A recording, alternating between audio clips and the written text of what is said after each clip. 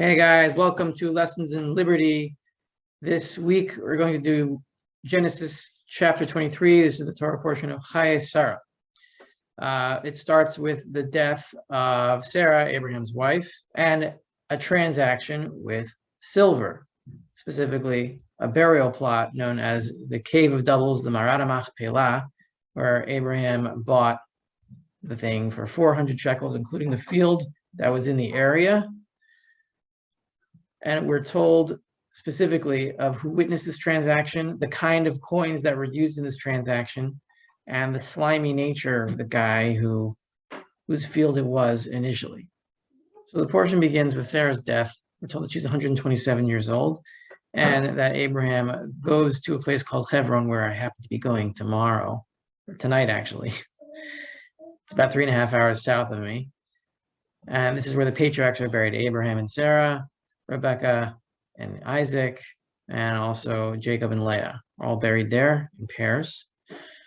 And the Muslims are actually in charge of the place, but ironically or not, Jews are not allowed inside if they're unvaccinated. So I can't actually go in and see my parents' graves, which more than anything tells me how unjust this entire crazy segregation scheme is, that I can't even go to their gravesite. I've been there a few times, and it's one of two places I actually have religious experience. I'm not a very religious person. I am in the way I act, but I'm much more towards the rationalist side of things, and I very rarely have any kind of spiritual experience these days, except in two places, and those are the Temple Mount and the Cave of the Patriarchs. So there are two things about the transaction I wanted to point out. First of all, the fact that we're told what kind of coins were used in it, and that all of the people of the town witnessed this transaction, tells you one important thing about what is called Zionism. And I really don't like that word, and I'm not part of that political movement. Obviously, I do not see any legitimacy in the state of Israel as a state, as I'm a Rothbardian anarchist, doesn't believe in government at all. So the entire idea that God gave the land of Israel to the Jewish people and therefore they have a right to the whole thing is ridiculous. Not in the sense that God did not give the land of Israel to the Jews, that I believe he did. But that does not mean that we have property rights over it just because God said something. What it means is that God gave the Jewish people a religious obligation of homesteading or acquiring land within the borders that he defined as the land of Israel. And we have very direct evidence of this from Abraham's own actions. If supposedly he is given the land, and he was already, that happened in two portions before this in Lech Lecha. He was given the land and his children, which he hasn't had yet at that point. But why would he need to make a transaction, an economic transaction of 400 silver shekels for a burial plot if the land is already his? Obviously, it's his in terms of a religious obligation. And in buying the land and acquiring it in an economic transaction that every detail of it is described, that shows you that the Jewish people do not have this sort of divine right to the land of Israel just because God supposedly said something. That's between the Jewish people and God, that we have a religious obligation to homestead this place or acquire property in it legitimately. So obviously, if that's done through stealing, that is illegitimate, just as it is for anyone. Second point is that we are told that Abraham acquired this land with 400 shekel kesef, silver shekels, over la socher. That literally means in negotiable currency or passing currency.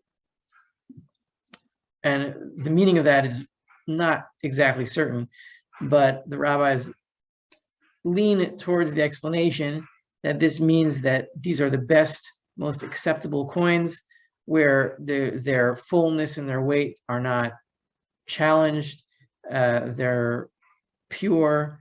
Whatever they were undeniably silver and passable in large economic transactions.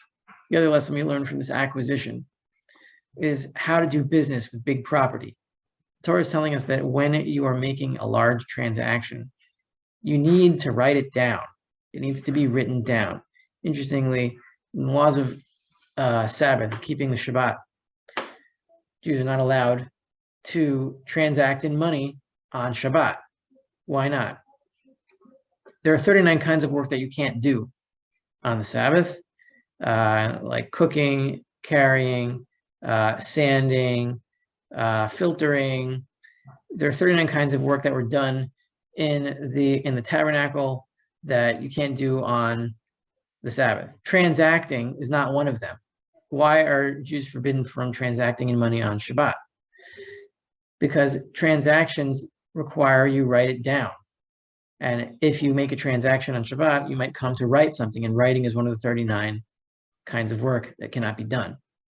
And how is this transaction written down? It's written down in the Torah itself. That everyone should know that this is Abraham's property, that he bought it for his family, and it's actually still there. It's very important to have witnesses for large economic transactions, because otherwise you have fault lines in society that can break it up. If there are challenges to property rights, that is a very dangerous situation. So this is why the Torah elucidates every single stage of this transaction. There's also another transaction in this portion that it has to do with is Abraham's servant Eliezer going to Aram Naharaim, going to Haran in Babylonia to find a wife for Isaac. And as Eliezer is looking for a wife for Isaac, he finds the right girl, and we can skip that part of the story.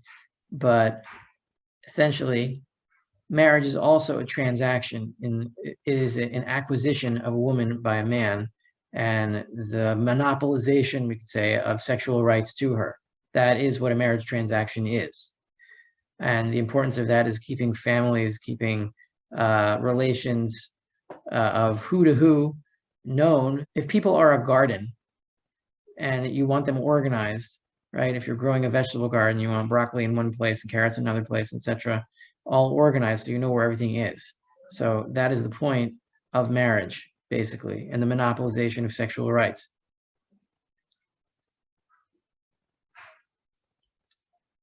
It keeps the interrelations between families known, who comes from who, and that is very healthy for society. When nobody knows whose father is or who's anyone's father, it becomes very difficult to raise an orderly society, and especially a moral society, when family units break down. You can see that in many different people with broken down family units and where it's leading them.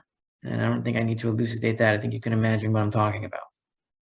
So in this transaction that Eliezer is trying to make for Isaac, finding him a wife, Eliezer asks if Rivka is willing to go, meaning the transaction has to be on her terms as well. Does she want to go? Does she not want to go? And for ancient times, especially, it should not be taken for granted that women are asked if they consent to a marriage. This is a big deal, and it should be taken as a big deal that women actually have rights in their marriages. They're not just beaten over the head and taken by men who feel like marrying them. It has to be consensual. That is a big thing, especially back then.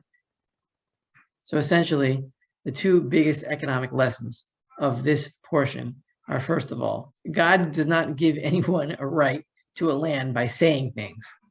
God is its own realm. He's not in the economic realm. He cannot bestow ownership of any piece of land on somebody. He can only give someone a religious obligation to make economic transactions. Secondly, a marriage is a contract between two people where one is acquired by another, where the woman is acquired by the man, but not without consent. That keeps family lines together, that keeps society organized, that keeps society growing and moral. When people know who their mothers and their fathers are,